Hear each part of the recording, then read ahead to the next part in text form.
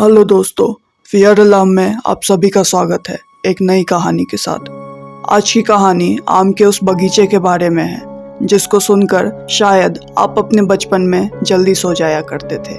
कहानी को सुनने के बाद आप अपने फीडबैक कमेंट सेक्शन में ज़रूर दीजिएगा। बिना किसी देरी के जल्दी से कहानी को शुरू करते हैं। हमारी आज की कहानी गांव अमरपुर की है जो कि बिहार में है। ये कहानी आज से लगभग 10-15 साल पुरानी है। ये कहानी एक लड़के छोटू से शुरू होती है। छोटू उसी गांव अमरपुर में रहने वाला एक 9 साल का लड़का था। उसके परिवार की आर्थिक स्थिति कुछ ज़्यादा ठीक नहीं थी, इसीलिए अपने परिवार की मदद करने के लिए वो हर शाम हाईवे पर अपनी एक छोटी सी चाय की टपरी लगाता था।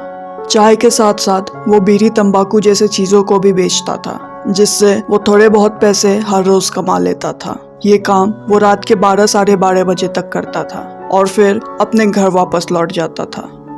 उसके घर लौटने के रास्ते में पड़ता था एक आम का बगीचा जो काफी सालों से वहां पर था। वो बगीचा पास ही के गांव के एक जमींदार की थी।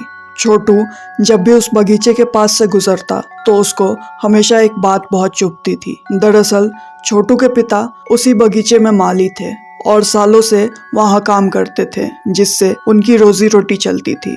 मगर कुछ महीने पहले उनको चोरी के इल्जाम में वहाँ से निकाल दिया गया था। असल में छोटू के पिता ने कोई भी चोरी नहीं की थी और इस बात को वो बहुत ही अच्छे से समझता था। वो जब भी उस बगीचे के पास से गुजरता उसका खून खौलने लगता था। वो बस यही चाहता था कि किसी रात वापस लौटते समय वो उस बगीचे में घुसकर सारे के सारे बगीचे का नुकसान कर दे और सभी आमों को तोड़ दे। न जाने ये बात कब से उसके दिमाग में घर बनाए रखी थी। एक रात ऐसा ही हुआ जब छोटू अपने टपरी से वापस लौट रहा था। तब उसने मन बना लिया था कि उस रात वो उस बगीचे में जाएगा और सब कुछ उजाड़ के ही वापस लौटेगा। जैसा उसने सोचा था उसने बिल्कुल वैसा ही किया। बगीचे के बाउंड्री को पार करके वो बगीचे के अंदर चला गया।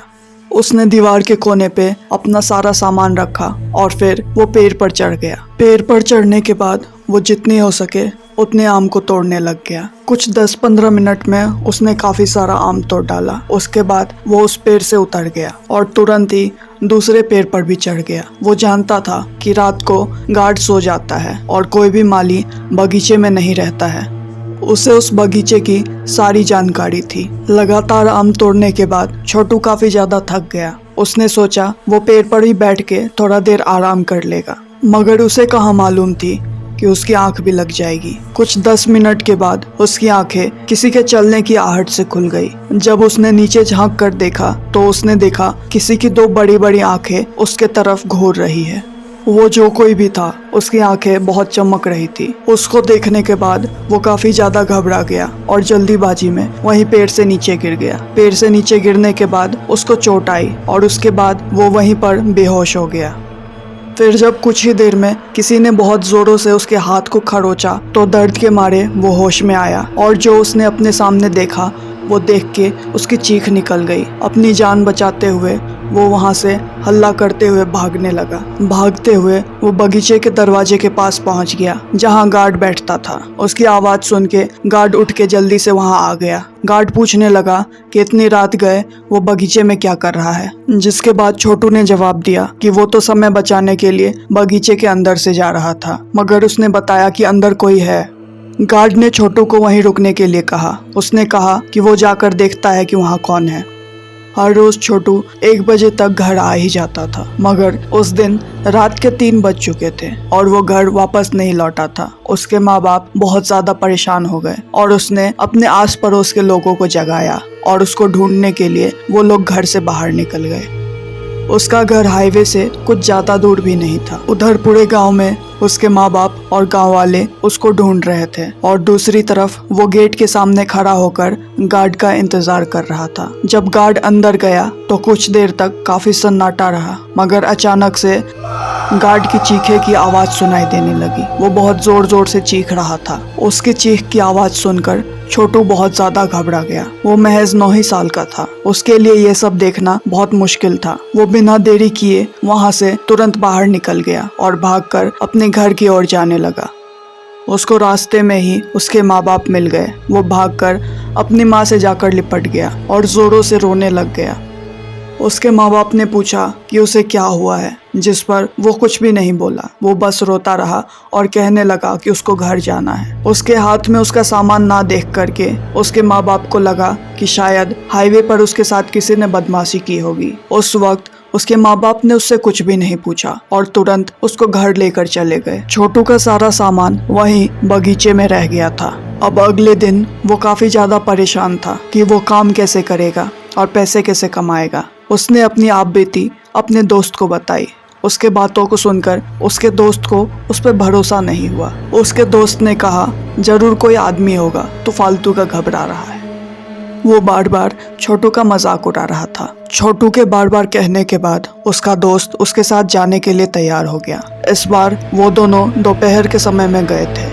ठीक उसी तरह उन दोनों ने फिर से बाउंड्री पार किया और वहां उस पेड़ के पास चले गए। छोटू ने अपना सामान उठाया और फिर जल्दी में वहां से जाने लगा। इससे पहले वो लोग वहां से जाते उन दोनों ने फिर से उसी को देखा। वो कोई आदमी के जैसा था। उसके बड़े बड़े नाखून थे, उसके दांत बाहर निकल आए थे और वो काफी ज्यादा भयानक दिख रहा था। उसको वहां देखकर छोटू का दोस्त चिल्लाते हुए वहां से भागने लग गया। वो दोनों भागकर फिर से गेट के पास पहुंच गए। गेट के पास पहुंचकर वो लोग बहुत ज्यादा शोर मचाने लग गए। उनकी आवाज सुनकर बगीचे के माली भी वहां पहुंच गए। जब छोटू ने गार्ड की तरफ देखा तो वो काफी ज्यादा हैरान हो गया।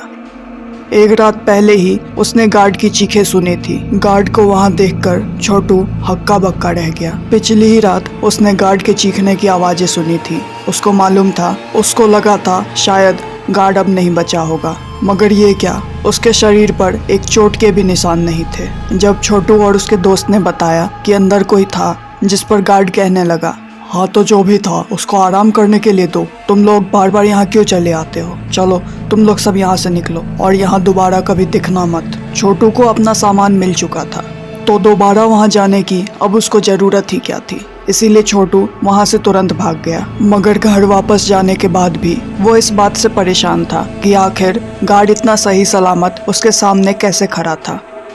वो एक छोटा सा बच्चा था तो उसको इन सब चीज़ों से कुछ ज़्यादा फर्क भी नहीं पड़ा और वो अपने रोज़मर्रा की ज़िंदगी में फिर से जुट गया। मगर असली खेल तो अब शुरू हुआ था। एक एक करके गांव के कई लोग गायब होने लगे और उनकी लाशें उसी बगीचे में मिलने लगी थी। और हैरानी की बात तो ये थी कि उनके शरीर काफ़ी जगह से कटी फटी होती थी। ऐसा लगता था जैसे कोई जानवर उनको नोच नोच के खा रहा हो। ये सिलसिला दिन प्रतिदिन बढ़ने लग गया था। गांव के सभी लोग बहुत ज़्यादा परेशान थे। एक महीने में ही गांव के काफी लोग गायब हो चुके थे। अब जो कि मसला गांव के उस बगीचे की थी, तो गांव के सभी लोगों ने यह तय किया कि वो लोग बगीचे के मालिक के पास जाएंगे और उसको उसके बगीचे में हो रहे सारी घटनाओं के बारे में बताएंगे।